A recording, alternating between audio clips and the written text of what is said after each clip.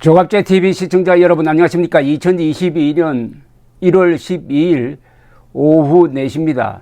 지금 정권교체를 가장 두려워하는 세 사람이 있다면은 송영무, 정경두, 서욱 두 전 현직 국방장관이 아닐까요? 이 세 사람이 대한민국 국군의 권위, 국군의 정통성, 국군의 명예를 훼손하는 데 앞장섰습니다. 문재인 정권의 반대한민국적 정책에 영합하면서 한마디도 제대로 된 목소리를 내지 못하니까 이게 지금 북한군에 종속된 국군이냐 뭐냐 이거 하는 울분이 사여가고 있는데, 정권 교체가 되면은 이 세 사람 대한민국 하늘 아래서 우리 같이 살 수 있겠습니까?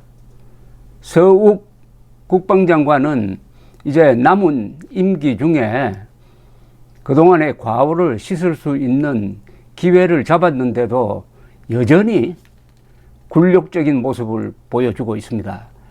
대한민국 국군은 이렇게 행세하면 안 됩니다.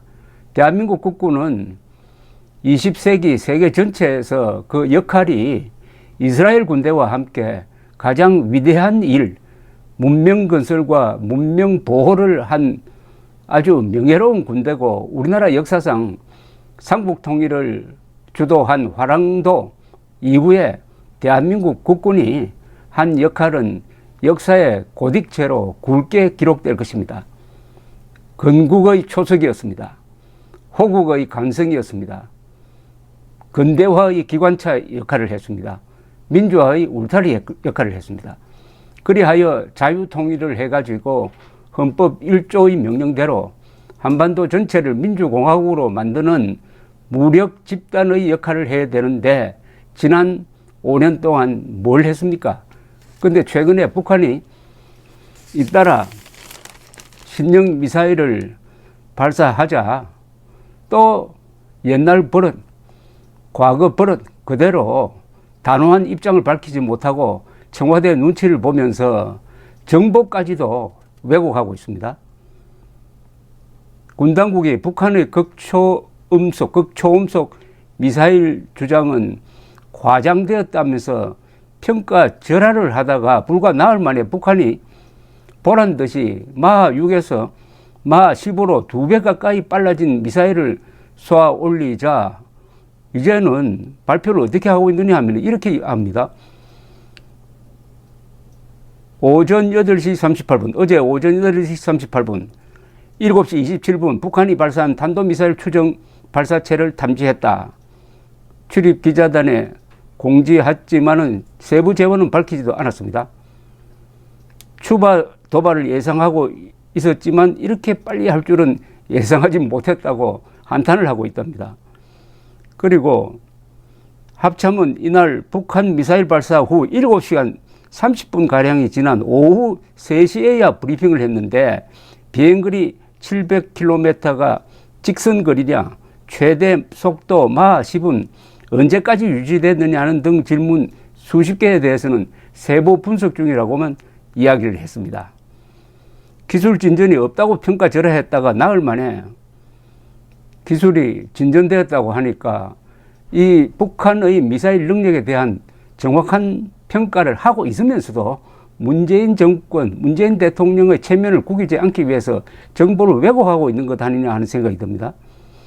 그러니까 지금 종전선언이라는 것을 꾸미고 있는 모양인데, 거기에 찬불을 끼얹는 행동을 북한이 계속 하는데도 거기에 대해서 맞받아치다가는 종전선언까지 날아간다, 이렇게 해서 조심하고 있는 모양이고, 문재인 대통령까지 나서가지고 대선을 앞둔 시기에 연속 발사에 우려가 된다, 남북관계가 긴장되지 않고 국민이 불안하지 않도록 각 부처가 필요한 조치를 강구하라고 했습니다. 아니, 대선을 앞둔 시기니까 걱정이 되는 겁니까? 이 말은 대선을 앞둔 시기에 이렇게 도발을 하면은 윤석열 후보만 유리하게 해준다, 이런 뜻 아닙니까? 어쨌든 종전선언의 지금 가치는 이걸로 끝장났습니다.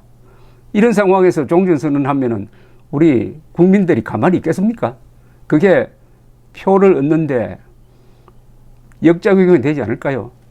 그나저나 어제 윤석열 후보가 제대로 이 문제에 대해서 받아쳤습니다. 이건 상당히 득표에도 도움이 되지 않았을까 생각이 드는데, 어제 기자회견을 하면서 외신 기자가 어떤 대책이 있느냐고 하니까 우리가 가지고 있는 킬체인이라는 게 있다.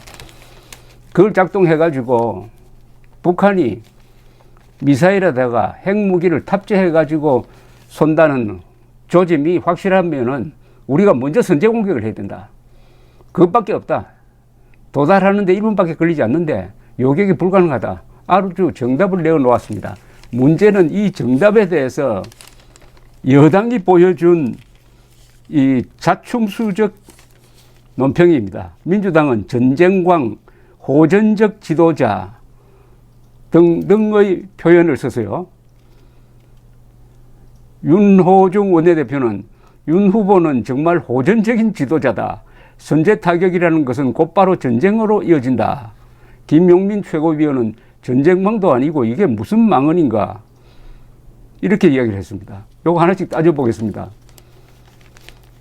선제 타격이 곧바로 전쟁으로 이어진다고요? 근데 선제 타격 안 하면 어떻게 됩니까? 윤석열 후보가 어제 말한 것은 핵미사일을 발사하는 게 확실할 때는 우리가 먼저 때려야 된다는 겁니다. 그럼 그렇게 확실한데도 선제 타격을 하면은 전쟁으로 이어진다고 겁을 먹고 가만히 있으면 어떻게 됩니까?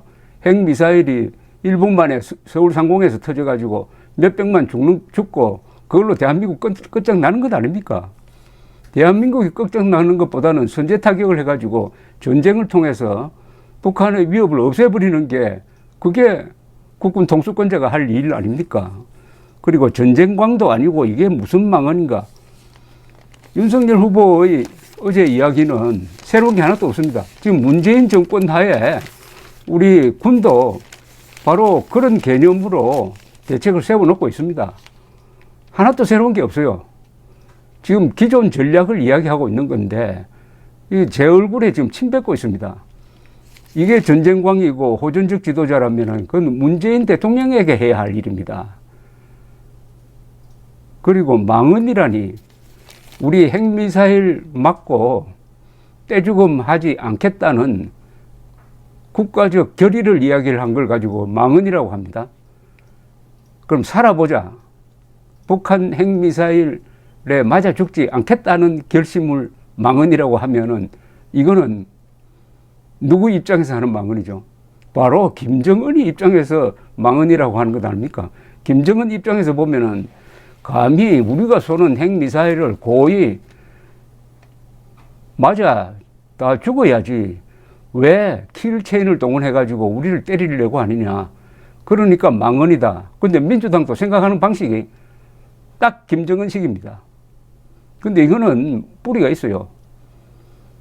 신영복을 매개로 해가지고 지금 청와대 문재인 대통령, 국정원 원훈석, 그리고 더불어민주당이라는 당명에 김일성의 악령이 들어와 있지 않느냐 하는 느낌이 듭니다. 이 문재인 정권 핵심 지도부에 김일성의 망령이 들어가 있는 거 아니냐, 악령이 들어가 있는 거 아니냐. 그 악령에 씌워지면은 이 세상 사물을 볼 때 오로지 김일성, 김정일, 김정은 입장에서 봅니다. 김정은이 싫어하는 사람을 싫어하고 김정은을 미워하는 사람을 미워한다 이거죠. 윤석열은 김정은을 미워하는 사람이니까 민주당이 이렇게 들고 일어나는 거 아니겠습니까?